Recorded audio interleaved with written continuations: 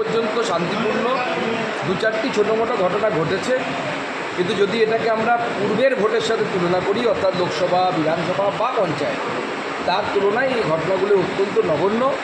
মোটের উপরে ভোট শান্তিপূর্ণ।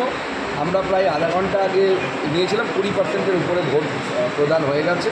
আমার বিশ্বাস প্রথম ফেজের মতো এই ফেজেও ভোট পার্সেন্টেজ খুব হাই হবে, খুব ভালো হবে। মানুষ বাড়ি থেকে বেরিয়ে ভোট দিচ্ছে। দু চারটে জায়গায় তৃণমূল বদমাশি করার চেষ্টা করেছিল, বিশেষ করে ফলতাতে তৃণমূল কংগ্রেস অনেক কিছু চেষ্টা করেছিল, সেলোটেপ মেরে দেওয়া, কোথাও আতর দিয়ে দেওয়া সুইচের উপরে, যাতে বিজেপিকে ভোট দিলে আঙুল দিয়ে বোঝা যায়। তো এই সমস্ত চেষ্টা করেছে, সফল হবে। কৃষ্ণনগরেও ঘটনা ঘটেছে, কিন্তু এগুলো সবই ছোটোখাটো ঘটনা। ধরুন একটা বুথে হচ্ছে গোটা বিধানসভা বা দুটো বুথে হচ্ছে, তো এই ছোটোখাটো ঘটনাকে আমরা নেগলেক্ট করতেই পারি। মোটের উপর ভোট শান্তি। আগরপাড়াতে আপনার অভয়ার মাকে গোব্যাক স্লোগান দিয়েছে। টিএমসি তো করবে, টিএমসি এর থেকে বেশি কী করবে? টিএমসি ডিএনএর মধ্যে অভদ্রতা।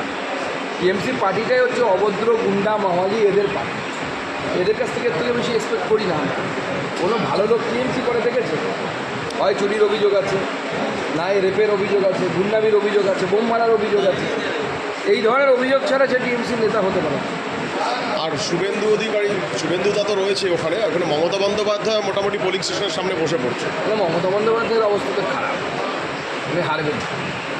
এবং যেভাবে আমাদের বিরোধী দলনেতা ওখানে লড়াই দিয়েছে, ভারতীয় জনতা পার্টির কর্মীরা যেভাবে লড়াই দিয়েছে, মমতা বন্দ্যোপাধ্যায়ের পায়ের তলা থেকে মাটি সরে গেছে। Thank you.